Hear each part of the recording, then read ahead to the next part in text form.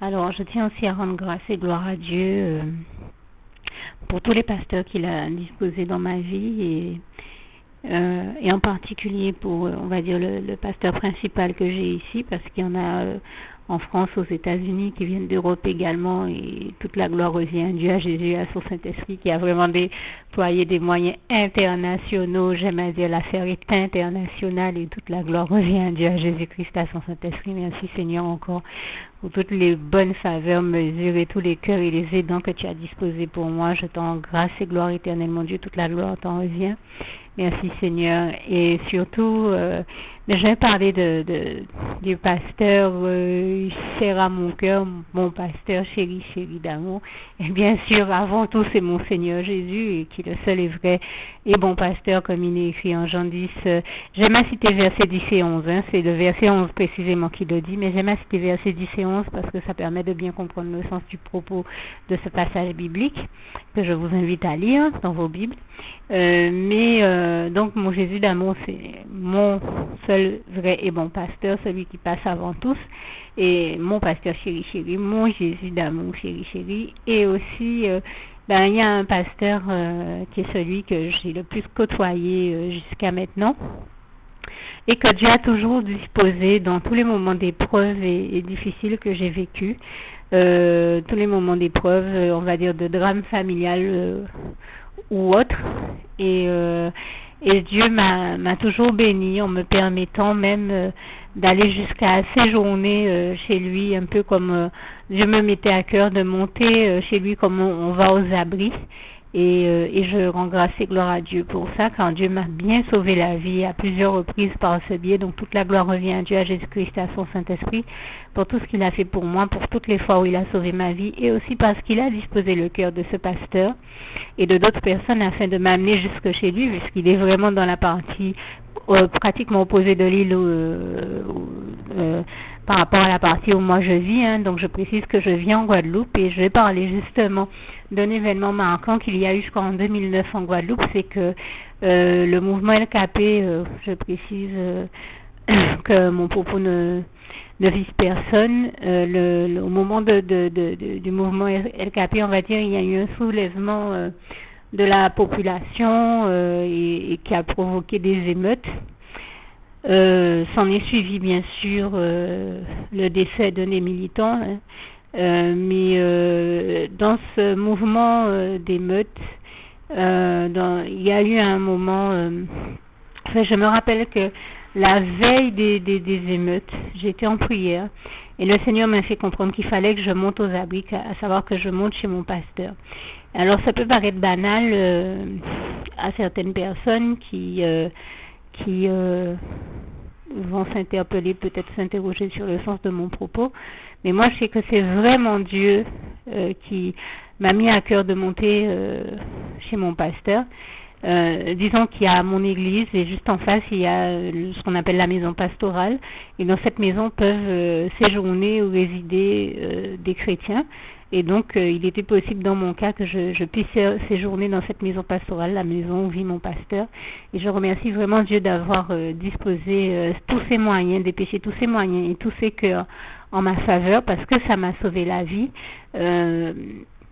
Et je me rappelle que Dieu a disposé des personnes âgées de mon église pour sortir de chez elles, venir me chercher chez moi et m'amener à notre église. Bon, bien sûr, ces personnes venaient, tout comme moi, rendre un culte à Dieu, lui rendre grâce et gloire, l'honorer, l'adorer, vivre des moments d'adoration. Nous étions dans l'adoration du Seigneur et surtout dans ses bras d'amour et là, en paix, en sécurité et à l'abri de tous les remous et tumultes de ce monde cruel. Mais et je rends grâce et gloire à Jésus, je le remercie pour ça. Ça nous a vraiment permis de rester dans sa paix, son amour, sa joie, pendant que malheureusement il y avait des effusions dans toute l'île et nous n'avons qu'à le déplorer parce que nous aurions souhaité que les choses se passent dans la paix. Non pas que les mesures qui ont été prises n'étaient pas nécessaires, bien au contraire, bien sûr, il était question qu'il y ait de bonnes mesures qui soient prises pour l'avancement social. Et de tous ceux qui en avaient besoin et qui étaient dans le besoin.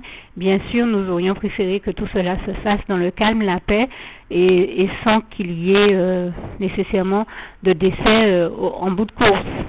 Ça, c'est malheureusement déplorable qu'il y ait eu un décès dans toute cette histoire. Mais bien sûr, toutes ces effusions, remous et émeutes, étant accompagnées de violence, ont entraîné qu'il y ait des incendies, des entreprises ravagées par ces incendies. Et donc moi je me rappelle que Dieu m'avait mis à cœur de monter vraiment de monter à mon église et de monter dormir à la maison pastorale. Et heureusement que Dieu l'a fait. C'était la veille de ce jour où il y a eu toutes ces émeutes et cette montée de violence et tous ces incendies.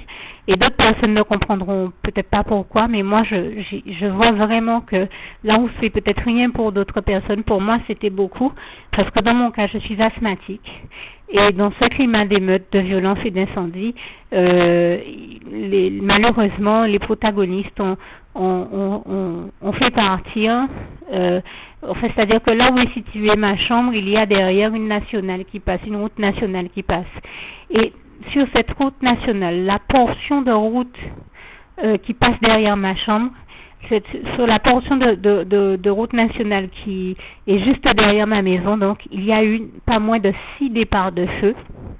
Donc des tas de pneus ont été incendiés, et notamment une entreprise de pneus. C'est vous dire la quantité de centaines et de centaines de pneus qui ont été incendiés dans cette entreprise juste derrière ma chambre, et aussi à l'entrée d'une autre grande entreprise qu'il y a là. Donc il y avait pas moins de 6 départs de feu derrière ma chambre, et donc des fumées toxiques alors que je suis asthmatique, et ça m'aurait définitivement rendu malade, sinon pire. Donc Dieu qui prend tendrement soin de moi a voulu me protéger de tous les dégâts que ça aurait pu avoir sur ma santé et même sur ma vie, parce qu'à l'époque il y a eu des voleurs qui passaient partout dans les rues, qui cassaient, qui pillaient. Il y en a eu aussi dans mon quartier. Donc Dieu a vraiment voulu m'éviter tout le stress et la maladie que ça aurait pu engendrer chez moi, et je lui rends grâce et gloire. Vraiment toute la gloire revient à Dieu, à Jésus-Christ et à son Saint-Esprit.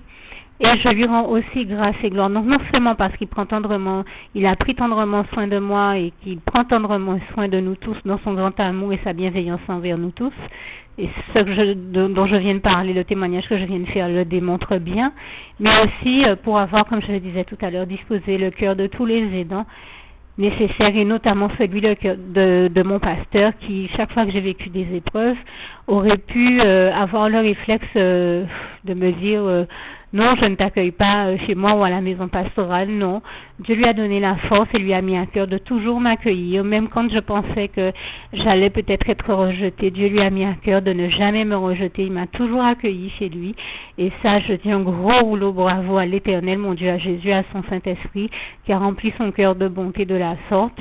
Et je sais que en réalité, c'est la bonté de l'Éternel envers moi qui s'y est exprimée, et toute la gloire revient à Dieu, à Jésus et à son Saint-Esprit.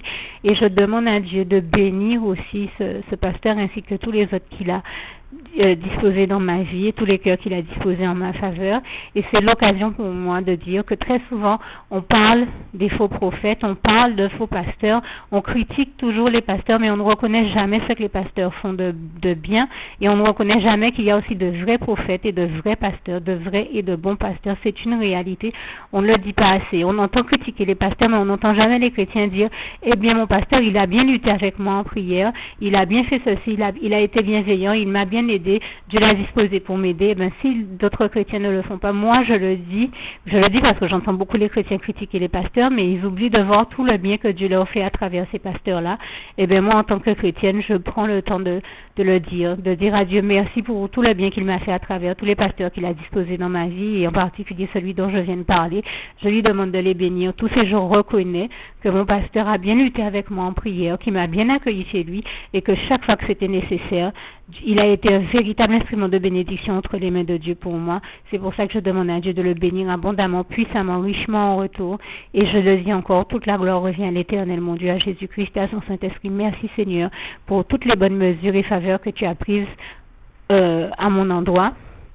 Et j'en veux pour preuve là encore que 2 passages me tiennent particulièrement à cœur pour l'avoir vécu en pratique. Je les ai déjà cités, mais je les cite encore pour ceux qui ne les connaîtraient pas. Le psaume 40, verset 6, qui parle du fait que Dieu multiplie ses grâces et toutes les bonnes faveurs qu'il prend envers nous.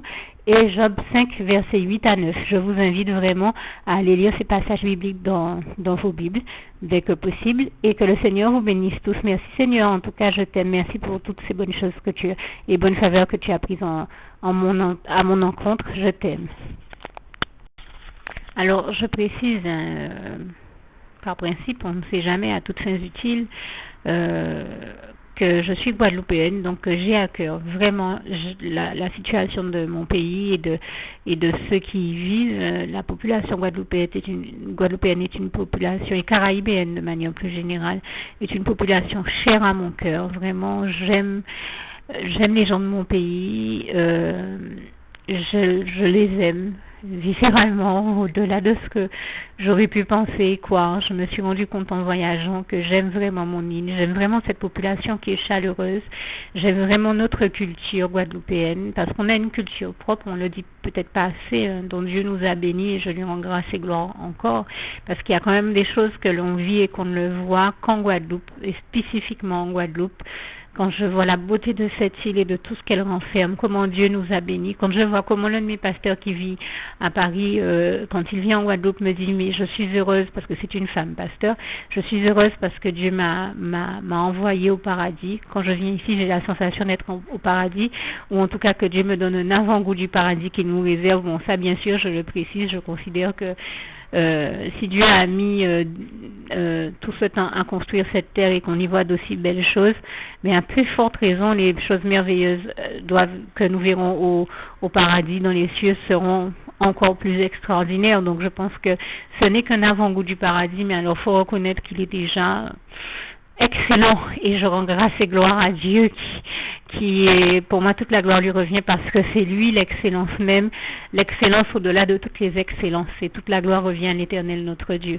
Donc je voulais juste préciser en disant, je pense qu'il n'y a même pas de mots pour dire à quel point la Guadeloupe est chère à mon cœur, mais je voulais préciser qu'on peut être guadeloupéen ou guadeloupéenne, avoir envie de voir la situation et tout ce qui se passe dans cette société avancer et s'améliorer, sans pour autant nécessairement souhaiter qu'il y ait pour autant des émeutes, de la violence, des incendies et en plus, en bout de course, un décès pour conclure tout ça. Je pense qu'il est possible de réussir à trouver un terrain d'entente, de prendre de bonnes décisions et de bonnes mesures en faveur de la Guadeloupe, des Guadeloupéens et de bien d'autres endroits. Je parle de ça parce que c'est arrivé ici, comme je le disais à l'époque du LKP, mais je pense que malheureusement c'est des choses qui sont déplorables, que ce soit en Guadeloupe ou dans d'autres pays. Très souvent, avant qu'il y ait une bonne mesure de prise, on voit des émeutes, des soulèvements de population, de la violence et toutes ces choses-là, alors que Dieu nous dit dans sa parole en Ésaïe 30, verset 15, que c'est dans le calme et la tranquillité que sera notre force. Donc moi, ce que je dis qu'il est simplement possible de réussir à trouver de bons accords, prendre de bonnes décisions et de bonnes mesures dans le calme, dans la paix. Et c'est vraiment le sens de mon propos, car là où le diable invite à la violence et qu'il est celui qui met des incendies partout, et nous savons qu'il est le seul responsable de toutes ces horreurs. Dieu, Jésus-Christ et son Saint-Esprit, Jésus en particulier, qui est le prince de paix, comme il est écrit en Ésaïe 9, verset 6, lui invite toujours au calme, à la paix, à la sérénité, et il est celui qui remplit nos cœurs de sa paix. On a bien entendu parler de la paix du Christ, donc je pense qu'il est même inutile que je prenne le temps de rajouter quoi que ce soit, si ce n'est éventuellement vous citer des passages concernant la paix que j'aime beaucoup, notamment Jean 14, verset 27, et Philippiens 4, verset 7, par lequel je vais terminer. C'est le souhait de mon cœur pour vous tous et pour tous les habitants de la Guadeloupe et de toute la Caraïbe et de partout ailleurs où c'est nécessaire. Et que la paix de Dieu qui surpasse toute intelligence garde vos cœurs et vos pensées en Jésus-Christ, et que Dieu vous bénisse tous.